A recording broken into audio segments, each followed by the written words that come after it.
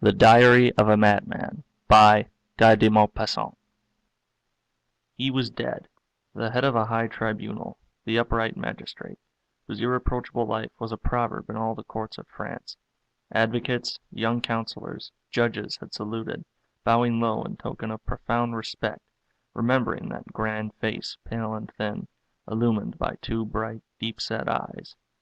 He had passed his life in pursuing crime and in protecting the weak. Swindlers and murderers had no more redoubtable enemy, for he seemed to read in the recesses of their souls their most secret thoughts. He was dead, now, at the age of 82, honored by the homage and followed by the regrets of a whole people. Soldiers in red breeches had escorted him to the tomb, and men in white cravats had shed on his grave tears that seemed to be real. But listen to the strange paper found by the dismayed notary in the desk where the judge had kept filed the records of great criminals. It was entitled, "Why?" June 20, 1851. I have just left court. I have condemned Blondel to death. Now, why did this man kill his 5 children? Frequently one meets with people to whom killing is a pleasure. Yes, it should be a pleasure, the greatest of all, perhaps, for is not killing most like creating? To make and to destroy. These 2 words contain the history of the universe, the history of all worlds, all that is, all! Why is it not intoxicating to kill?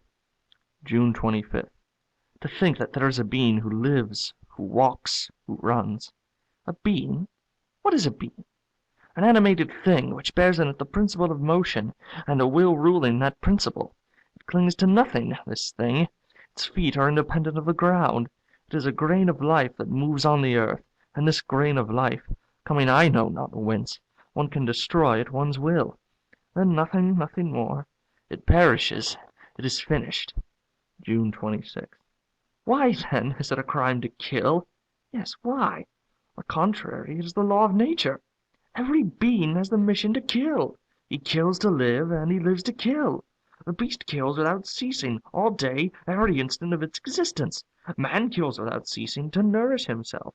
But since in addition he needs to kill for pleasure, he has invented the chase. The child kills the insects he finds, the little birds, all the little animals that come in his way. But this does not suffice for the irresistible need of massacre that is in us. It is not enough to kill beast. We must kill man, too. Long ago this need was satisfied by human sacrifice. Now, the necessity of living in society has made murder a crime. We condemn and punish the assassin. But as we cannot live without yielding to this natural and imperious instinct of death, we relieve ourselves from time to time by wars. Then a whole nation slaughters another nation. It is a feast of blood, a feast that maddens armies and intoxicates the civilians, women and children, who read by lamplight at night the feverish story of massacre. And do we despise those picked out to accomplish these butcheries of men? No, they are loaded with honors. They are clad in gold and its resplendent stuffs. They wear plumes on their heads and ornaments on their breasts. They are given crosses, rewards, titles of every kind. They are proud, respected, loved by women, cheered by the crowd, solely because their mission is to shed human blood. They drag through the streets their instruments of death, and the passer-by, clad in black, looks on with envy. For to kill is the great law put by nature in the heart of existence. There is nothing more beautiful and honorable than killing. June 30th. To kill is the law, because nature loves eternal youth. She seems to cry in all her unconscious acts, "Quick, quick, quick!" The more she destroys, the more she renews herself. July 2nd. It must be a pleasure, unique and full of zest, to kill, to place before you a living, thinking being, to make therein a little hole, nothing but a little hole, and to see that red liquid flow which is the blood, that which is the life, and then to have before you only a heap of limp flesh, cold, inert, void of thought. August 5th. I, who have passed my life in judging, condemning, killing by words pronounced, killing by the guillotine those who had killed by the knife, if I should do as all the assassins whom I have smitten have done, I, who would know it? August 10th. Who would ever know? Who would ever suspect me, especially if I should choose a being I had no interest in doing away with? August 22nd. I could resist no longer. I have killed the little creature as an experiment, as a beginning. John, my servant, had a goldfinch in a cage hung in the office window.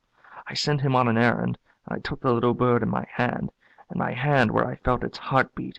It was warm. I went up to my room. From time to time I squeezed it tighter. Its heart beat faster. It was atrocious and delicious.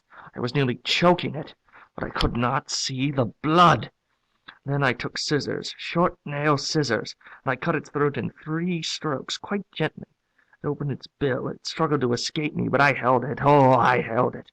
I could have held a mad dog, and I saw the blood trickle.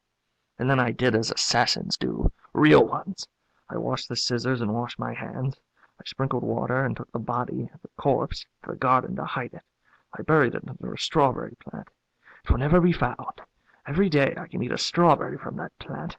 How one can enjoy life when one knows how. My servant cried. He thought his bird had flown. How could he suspect me? August 25th. I must kill a man. I must! August 30th. It is done. But what a little thing. I had gone for a walk in the forest of Vernet. I was thinking of nothing, literally nothing. See, a child on the road, a little child eating a slice of bread and butter. He stops to see me pass and says, "Good day, Mr. President." And the thought enters my head, shall I kill him? I answer, "You are alone, my boy?" "Yes, sir." "All alone in the wood?" "Yes, sir." The wish to kill him intoxicated me like wine. I approached him quite softly, persuaded that he was going to run away, and suddenly I seized him by the throat. He held my wrist in his little hands, and his body wreathed like a feather on a fire. Then he moved no more. I threw the body in the ditch, and then some weeds on top of it. I returned home and dined well. What a little thing it was! In the evening I was very gay, light, rejuvenated, and passed the evening at the prefect's. They found me witty. But I have not seen blood. I am not tranquil. August 31st. The body has been discovered. They are hunting for the assassin. September 1st. 2 tramps have been arrested. Proofs are lacking. September 2nd. The parents have been to see me. They wept. October 6th. Nothing has been discovered. Some strolling vagabond must have done the deed. Ah, if I had seen the blood flow, it seems to me I should be tranquil now. October 10th. Yet another. I was walking by the river after breakfast, and I saw, under a willow, a fisherman asleep. It was noon. A spade, as if expressly put there for me, was standing in a potato field near by. I took it. I returned. I raised it like a club, and with one blow of the edge I cleft the fisherman's head. Oh, he bled, this one, rose-colored blood. It flowed into the water quite gently. I went away with a grave step. I had been seen. Ah, I should have made an excellent assassin. October 25th. The affair of the fisherman makes a great noise. His nephew, who fished with him, is charged with the murder. October 26th. The examining magistrate affirms that the nephew is guilty. Everybody in town believes it. October 27th. The nephew defends himself badly. He had gone to the village to buy bread and cheese, he declares. He swears that his uncle had been killed in his absence. Who would believe him?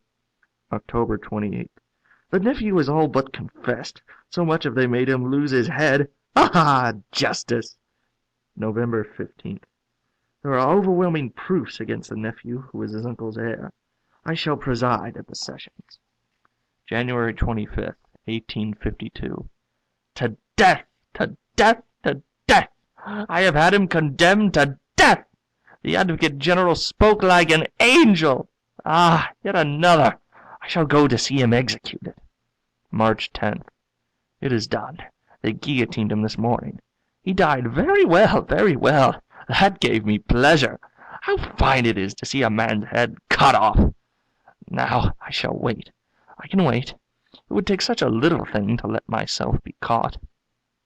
The manuscript contained more pages, but told of no new crime. Alienist physicians to whom this awful story has been submitted declare that there are in the world many unknown madmen, as adroit and as terrible as this monstrous lunatic. End of The Diary of a Madman.